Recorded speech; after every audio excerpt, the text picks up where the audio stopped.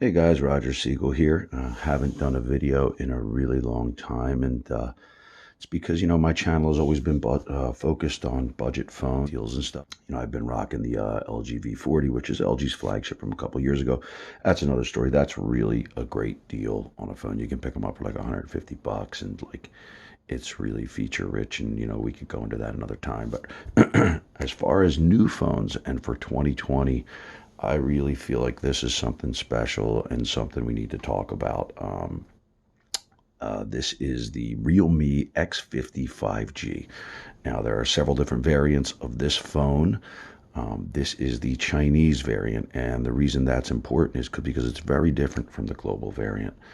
This phone you can pick it up for about 250 bucks off of AliExpress. And what makes the Chinese variant different, and to be clear, this is my first China ROM phone. I didn't know how it would go, what would be restricted, what features wouldn't be available, but I really haven't found it to be an issue. All the apps I've been able to download, the only one that I was having a little bit of issues with was Netflix, and I found a Netflix that I could sideload onto the phone, so no issues there. Google Now or Google Discover doesn't come when you flip the screen left. It doesn't look like I can activate that, so I just have the Google app on my home screen, and it makes it much, much easier. Anyway, I digress. The reason I decided to make a video here on the last day of 2020 is I just think that this is a really special phone for what it offers. For $250, I don't think there's anything that is even close as far as features on this device.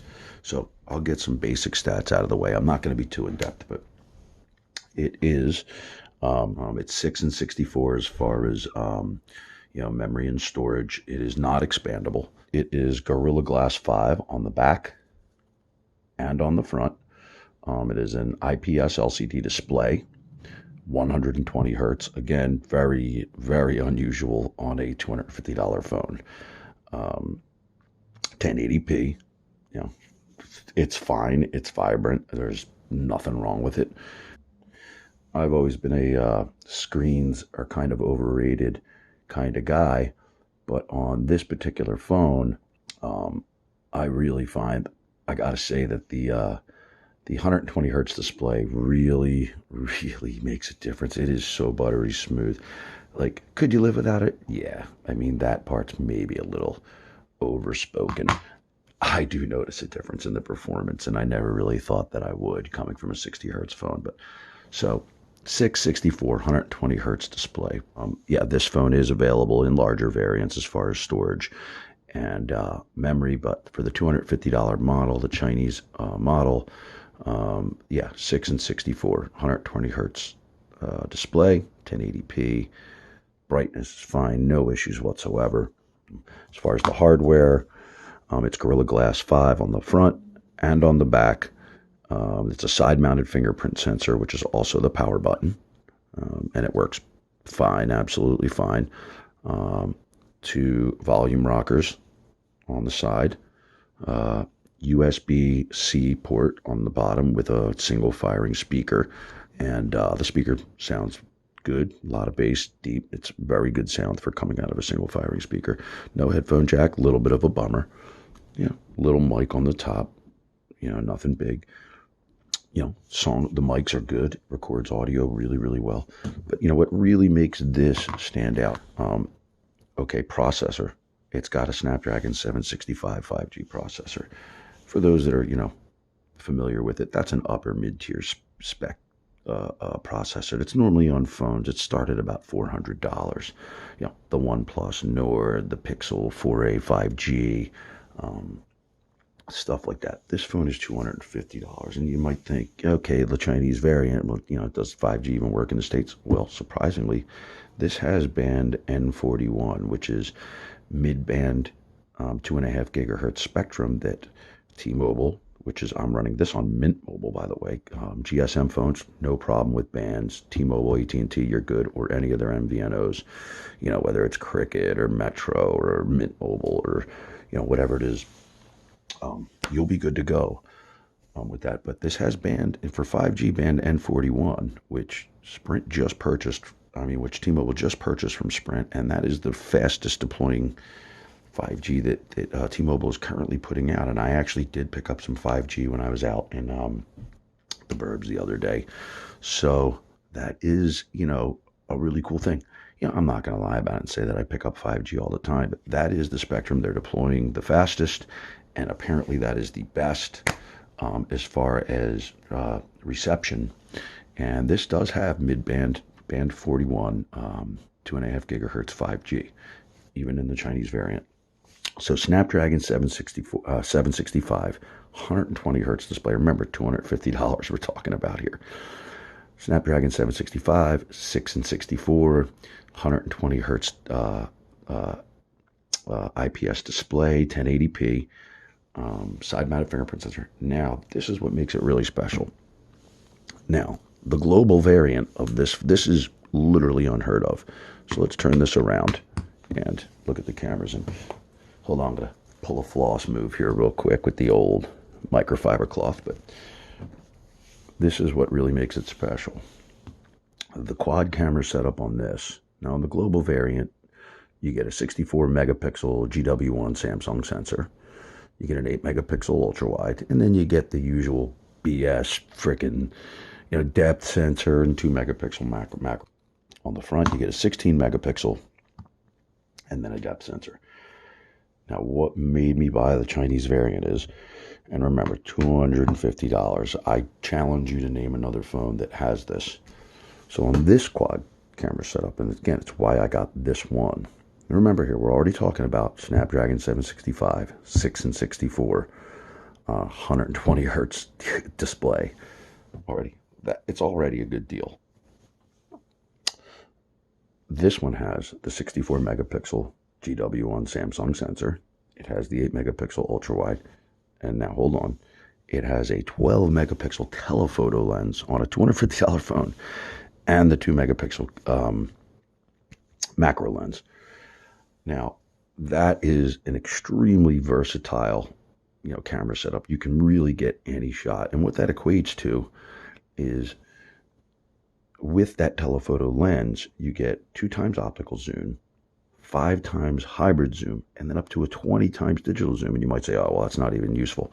No, it is. That 20 times digital zoom, if you're a vlogger and you can't get close to something because of the elements, that 20 times the digital zoom takes you in pretty far, and it takes you pretty close to the subject. And the resolution and the camera, the image quality, yeah, it's not brilliant, but it's really good, and you're able to capture images you otherwise would not be able to. So you've got the wide, you've got the macro, you've got the distance, the telephoto, you've got the 64 meg. If you want to shoot in high resolution, you can shoot with the 64. You can do 4K on this. So as a photo camera, and even a video camera, which I'll get into in a second, it's just so versatile. And hold on, we're not done. Remember, $250. So on the front, there's a little pillbox shaped cutout. I don't know, can you get it? There you go. You can sort of see it there. A lot of people might not. Let's see if we can, let's turn the display on and we can get a look. So it's just, well, all right. So anyway, there's a pillbox cutout. Shows you how non-obtrusive it is because you can't even see it. But so there's a dual camera on the front. And like I said, on the international version, you get a 16 megapixel, and then you get one of those 2 megapixel depth sensors, which is useless. So on this one, the Chinese version, this is, I think, model number RMX2025, if you find yourself interested in this. This one has a 16 megapixel shooter, Sony shooter, and then 8 megapixel ultra wide. Far more useful than that bullshit depth sensor that you're never going to use for anything. So as a vlogger, as somebody, if you do a lot of selfies, this is a really capable selfie cam. We're not done there. So Oppo, which is the company that makes Realme, they're not like some obscure Chinese brand. They're right up there with like Xiaomi and Huawei and the bigger Chinese company. So in their software, there is EIS, electronic image stabilization, and at different levels on every single lens on this phone. Every lens.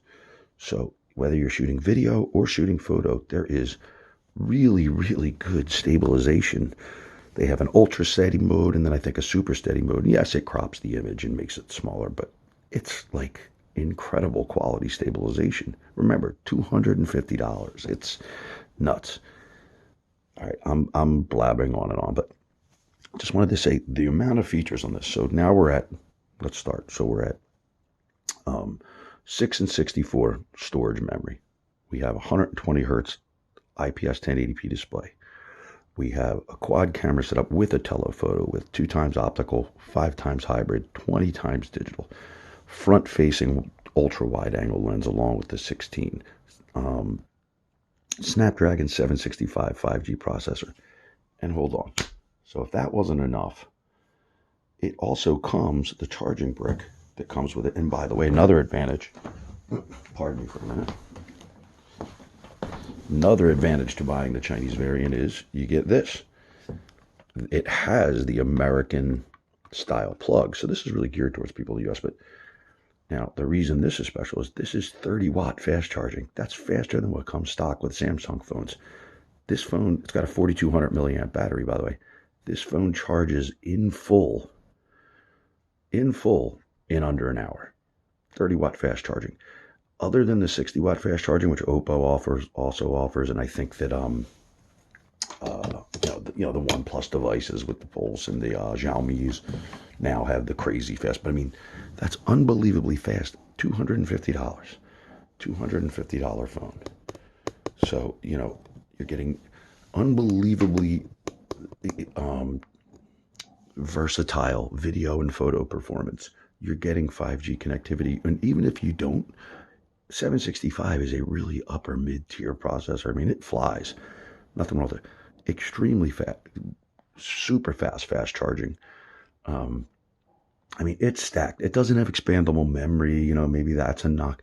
There are a couple of the Chinese ROM. You will notice some characters in Chinese and some things that I mean, it basically runs like a global ROM. There's a couple little things you're gonna have to learn your kind of way around, but nothing really difficult. Most places will sell it with Google Play Store installed. I basically just am running everything through my Google apps and sort of skipped over Oppo's stock apps. They're on the phone on the Chinese ROM. Whether it's a trust issue or whatever, I just feel more secure doing it that way. I moved my Norton subscription over to this device. But really, you're getting a beautiful device. There's just so few compromises on this thing. Feature rich, getting that telephoto with, the 20 times digital zoom, the 5 hybrid, and the 2 optical, along with the wide angle, along with the 64 megapixel. Along with the front-facing wide-angle camera. And again, remember, that's only on the Chinese variant that you're going to get that. The same price, the exact same phone for the exact same price you can be had in a global variant, and you don't get those lenses. You do not. So, phone of the year, budget phone of the year, by far. This phone has features that $500, $600, $700 phones do not have, and it's $250. It's a no-brainer. The Realme X50 5G China variant.